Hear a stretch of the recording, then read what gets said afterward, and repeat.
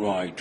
See, we are all in this country and large parts of the world getting concerned about violent, gruesome sexual crimes. That's not in doubt. Psychological tests, psychoanalysis, narcoanalysis, brain mapping, these are technological advances in trying to understand.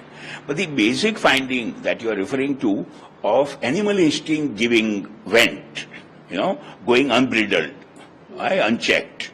That is a serious problem. If you look at both psychology, behavioral sciences and social sciences, it's well known that we are essentially part of the animal kingdom. So the violence or the gruesome nature of aggression and sex and aggression both together, which Freud had described as the two basic instincts, in some individuals gets out of control because for most of us others, there is learning in childhood and all through life not to give vent to your sexual or aggressive impulses as you like, right? So the basic point is that animal instinct, including human instinct of sex and aggression, are universal. Society and psychologically, we all learn to control them and discharge or express them, give them ventilation appropriately. In some individuals who are prone to crime psychobiologically, as well as maybe with alcohol or some other drugs, maybe prompted by some other factors, people, there are angles in this case which go beyond individual psyche. So essentially the aggression and sex instinct go totally unchecked, uncontrolled.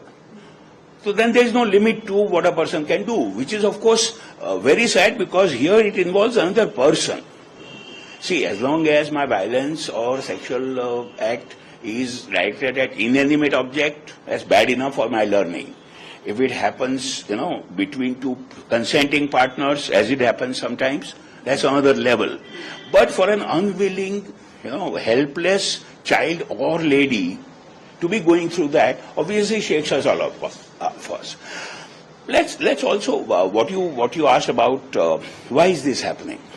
Let's face, in the last 50 or 70 or 100 years, I'm not saying it did not happen earlier, but it happened much less frequently and not as violent. In last few decades, it's only getting worse, even in this part of the world, Afro-Asia, because of a few things. Urban migration, sexual frustration, westernization, autonomy of the individual, I do as I like regardless of your space and boundaries. Now all of those put together, and like I said, alongside alcohol or other drug use and other socio-political factors, money, power, whole lot of other factors that are in play here.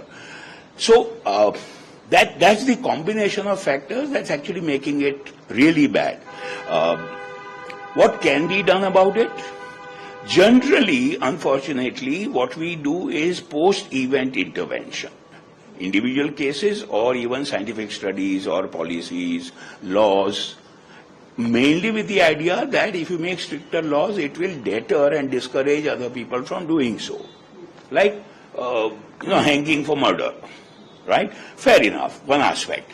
But what's equally important, if not much more important, especially in our transitional societies like India and South Asia, is prevention.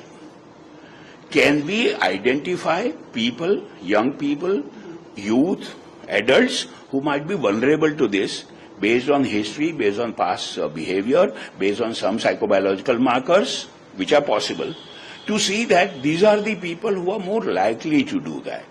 Now the caution here is that the word profiling is a bit dicey and dangerous because then it also brings in negative social attitudes. So in any society, profiling kind of becomes, negative. But yes, supportive, scientifically supported identification, most importantly, helping those persons control their impulses. Can we help them reform their vulnerability, which is negative, to more constructive action? Now that's important. To go back to that one more time. See, post-vention or post-event intervention is useful for 2 or 3 reasons. One, the concerned victims or their supporters and family and society, we all feel, that we got justice. Now, getting justice is one part. That's what retribution. If at all it helps a little in terms of deterring others from doing so, fair enough. But a large part still goes unchecked because there are newer people who keep doing that. With our population increase, with all our transitional factors, we have to focus more on preventive identification and help